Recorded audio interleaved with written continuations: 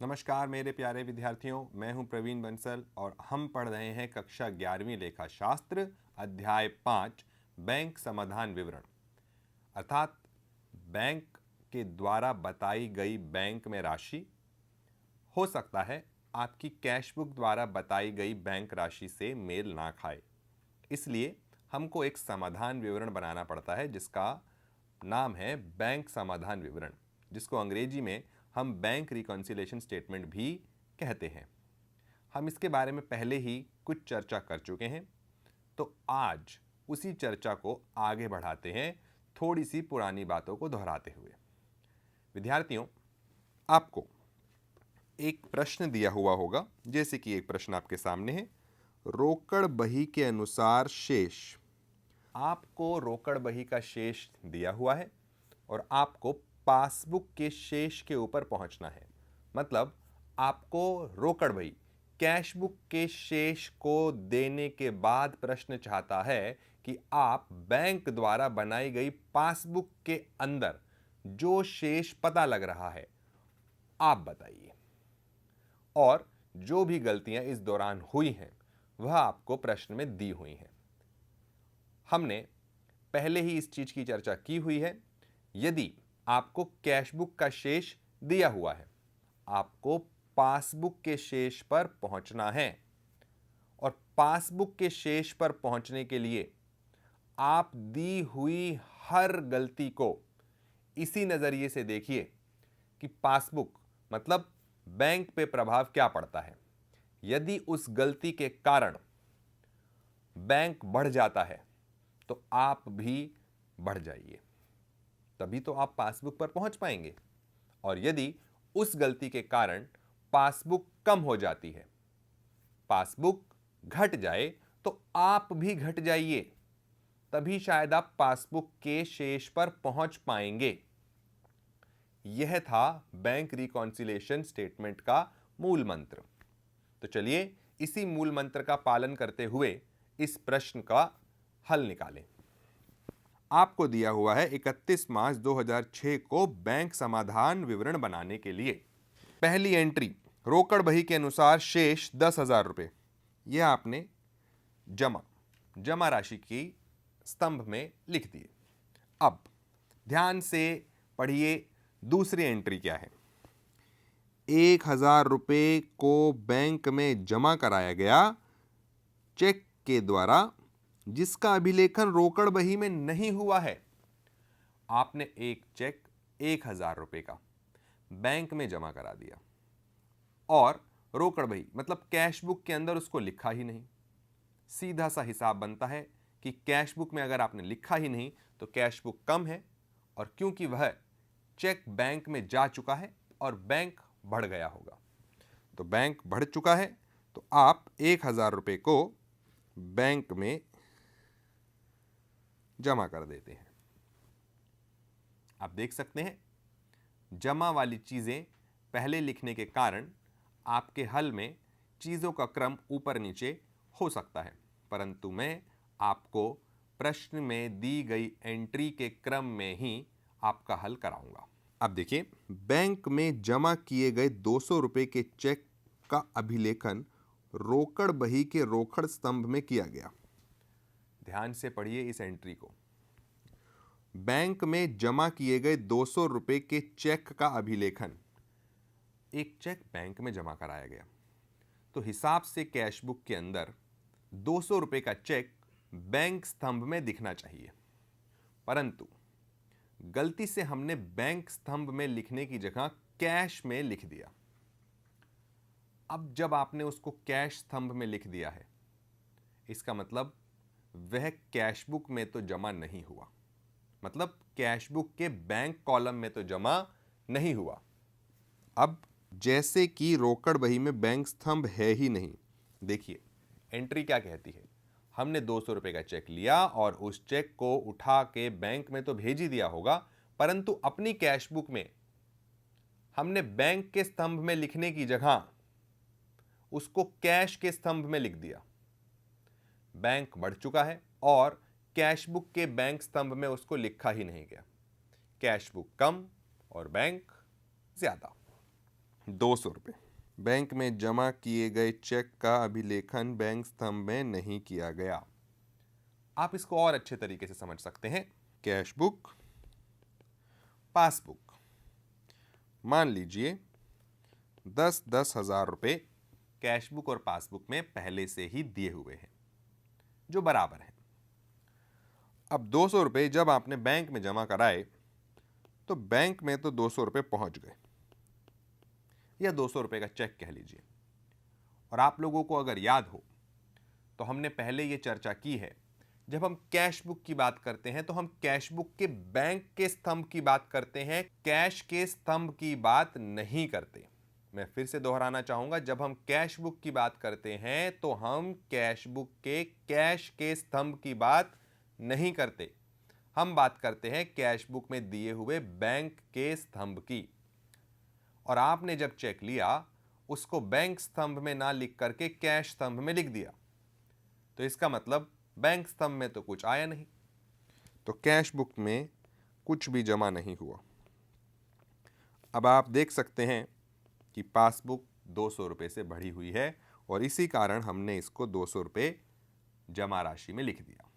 बढ़ते हैं आगे अपनी अगली प्रविष्टि पर, एंट्री पर, जिसमें लिखा गया है 250 रुपए का जारी किया गया चेक रोकड़ बही के रोकड़ स्तंभ में 205 रुपए से अभिलिखित हुआ।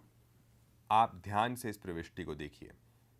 250 रुपए का जारी किया गया एक चेक, हमने किसी को भुगतान करना था 250 रुपए का, और वह चेक बैंक में जा चुका। तो जाहिर सी बात है, अगर कोई गलती नहीं हुई है तो 250 रुपए का जो चेक हमने बैंक भेजा, बैंक में से 250 रुपए उसका भुगतान हो चुका होगा।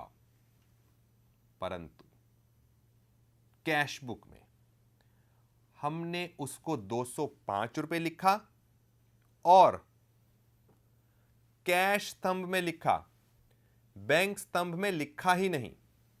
देखिए विद्यार्थियों, यदि आपने कैश बुक में 205 रुपए लिख दिए हैं और कैश स्तंभ में लिख दिए हैं तो गलती कैश में हो गई है, बैंक में लिखा ही नहीं गया है। और अगर कुछ गलती कैश में हो गई है तो हम उसका सुधार नहीं करने वाले, क्योंकि जब हम कैश बुक की बात करते हैं तो कैश बुक के बैंक स्तंभ की ही बात करते हैं। एंट्री आपको साफ साफ कह रही है कि 205 रुपए रोकड़ स्तंभ में, कैश के स्तंभ में लिख दिए गए। इसका मतलब कैश बुक के बैंक के स्तंभ में उसको लिखा ही नहीं गया। आप उसको कैश के स्तंभ में 205 लिखिए या 2,05,000 लिखिए, बैंक स्तंभ को इससे कोई लेने देने नहीं है। बैंक स्तंभ में आपने नहीं लिखा, इसका मतलब वह कैश बुक में लिखने से वंचित रह गया। आप इसको उदाहरण के रूप में देखिए। Cash book, passbook. आपने जब 250 रुपए का चेक किसी को भुगतान के लिए दिया, वह बैंक पहुंचता है और बैंक से उसका भुगतान हो जाता है। मैं फिर से एक ही बात को दोहराऊंगा, कैश बुक अर्थात कैश बुक का बैंक स्तंभ, बैंक स्तंभ में आपने कुछ भी नहीं लिखा तो कैश बुक खाली। कैश बुक का बैलेंस वही 10,000, परंतु पासबुक में बैंक में से 250 रुपए की कटौती हो चुकी है। और जब यह 250 रुपए की कटौती हो चुकी है तो अब हम इसको लिखेंगे चेक निर्मित किए गए लेकिन अभिलेखन नहीं हुआ। क्योंकि वह बैंक स्तंभ में नहीं लिखे गए, इसलिए हमने इसको मान लिया कि इसका तो अभिलेखन ही नहीं हुआ।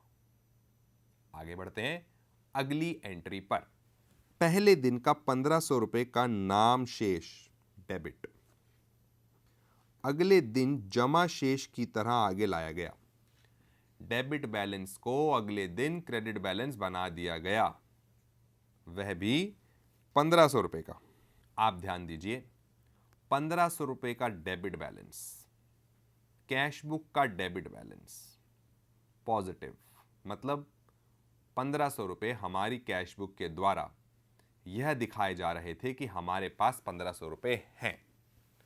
परंतु जब उस शेष को अगले दिन पे पहुंचाया गया तो उसको डेबिट की जगह क्रेडिट बतलाया गया।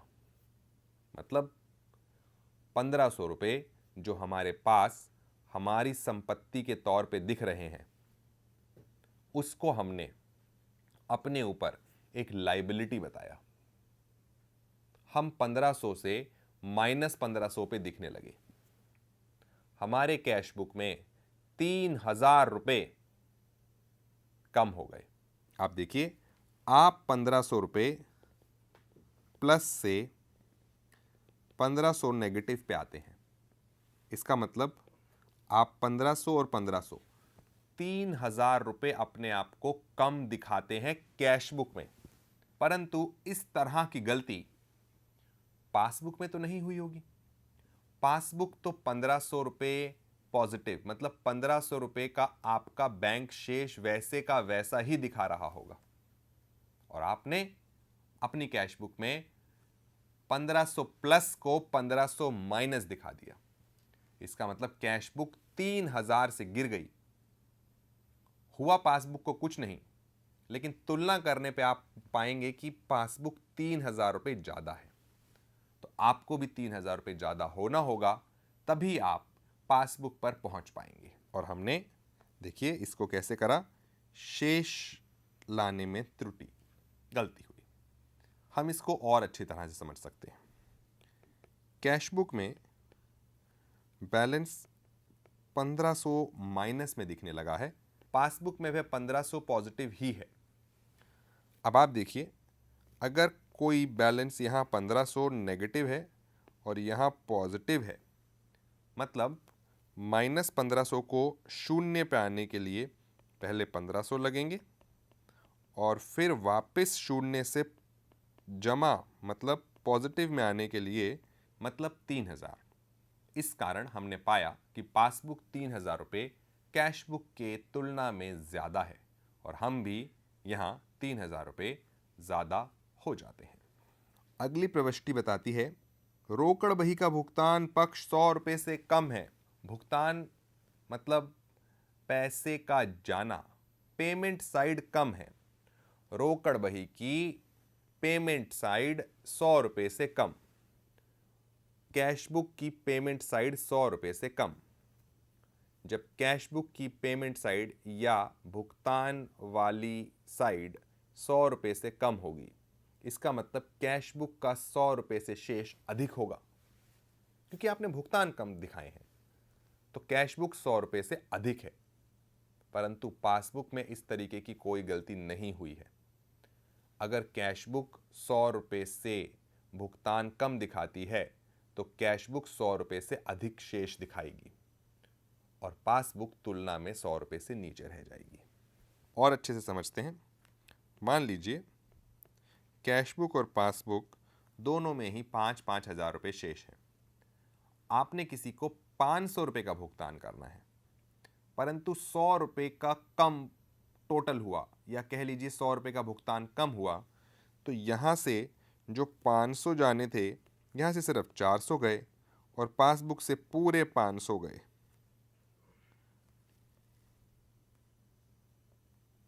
तो इसका मतलब आप देख रहे हैं कि जो पासबुक है वह 100 रुपये से कम है। तो कम पासबुक है तो हम रोकड़ का भुगतान पक्ष कम 100 रुपये से प्रविष्टि नेगेटिव में मतलब घटा माइनस राशि में दिखा देंगे। अब देखिए, चलते हैं अगली प्रविष्टि पर।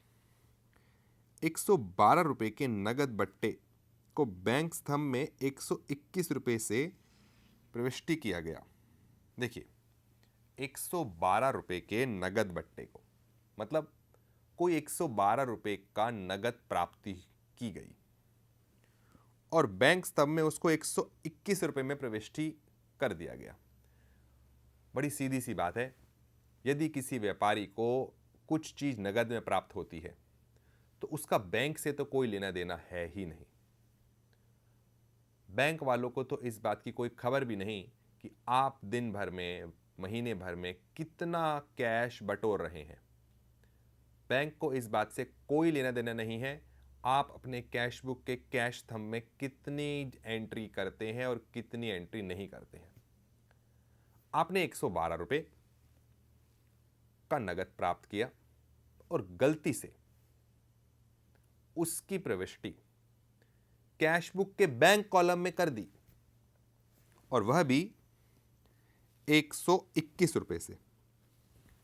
बड़ी सीधी सी बात है, कैश बुक में 121 रुपए की बढ़ोतरी हो चुकी है बैंक कॉलम में, परंतु पासबुक वालों को इसकी कोई खबर नहीं। गलती पासबुक की बिल्कुल भी नहीं है, लेकिन पासबुक 121 रुपए से कम हो चुकी है, क्योंकि आपने 121 रुपए बैंक स्तंभ कैश बुक के अंदर एक प्रविष्टि कर दी है, परंतु बैंक में ऐसा कुछ नहीं हुआ है और बैंक 121 रुपए से कम हो जाता है। और जब वह कम हो जाता है तो आप उसको माइनस राशि में दिखा देते हैं।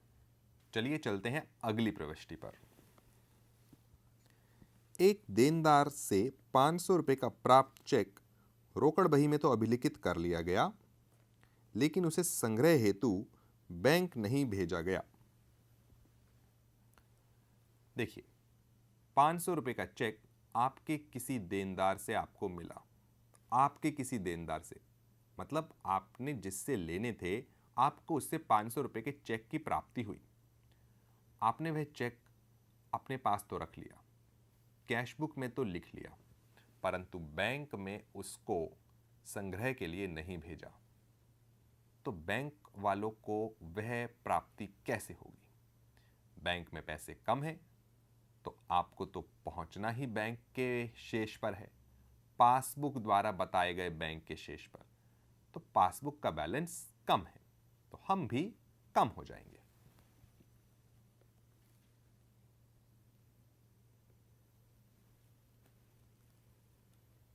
आइए चलते हैं प्रश्न की आखिरी एंट्री पर।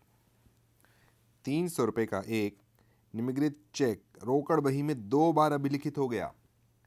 300 रुपए का आपने भुगतान करना था, कैश बुक से भी उसका भुगतान हुआ और पासबुक से भी हुआ, परंतु आपने कैश बुक में उसको 2 बार माइनस किया।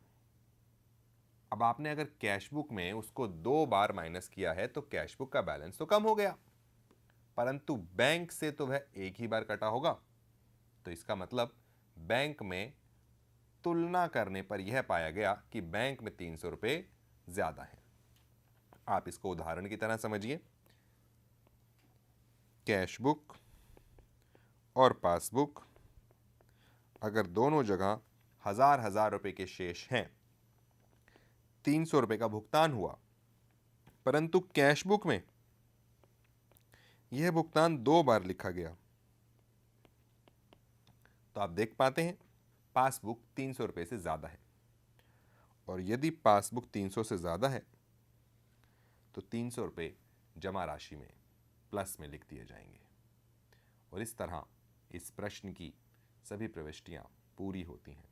और आप जानते हैं अब इसको आखिरी में हम किस तरीके से बैलेंस करते हैं। जमा राशि के योग को घटा राशि के योग से घटाने के बाद जो रकम प्राप्त हुई वह है 13,529। यह है बैंक पुस्तिका के अनुसार शेष।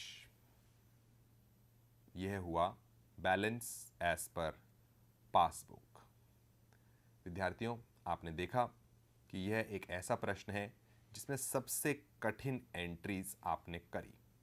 अब मैं चाहता हूं आपकी पाठ्य पुस्तक में दिए गए इस तरह के प्रश्न आप अभ्यास करें। तब तक के लिए नमस्कार।